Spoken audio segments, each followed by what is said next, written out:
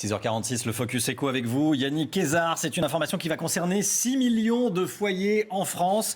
Si vous utilisez le gaz pour vous chauffer ou pour cuisiner, surveillez bien votre facture. Le mois prochain, cette facture de gaz va augmenter.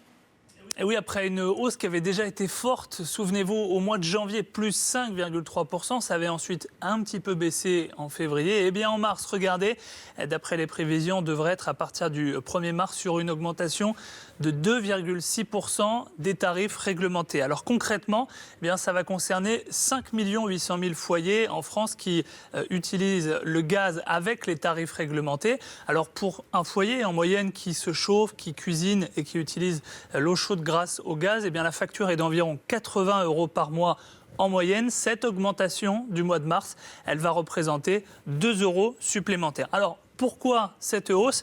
Eh bien, il faut savoir que le tarif réglementé du gaz, il est notamment fixé en fonction, en partie, du cours du baril de pétrole. Et ce cours de baril de pétrole, il a beaucoup augmenté ces dernières semaines. On est pour le moment installé au-dessus des 55 $ le baril. Pourquoi cette hausse ? C'est directement dû à l'accord de l'OPEP qui a été signé à la fin du mois de novembre dernier et qui commence petit à petit, au fur et à mesure des semaines, à avoir des effets très concrets sur le cours du baril. On rappelle que cet accord, il a mis d'accord les principaux pays producteurs de pétrole pour réduire leur production. Et moins de pétrole qui arrive sur le marché, eh bien ça fait un pétrole un peu plus rare, donc un petit peu plus cher.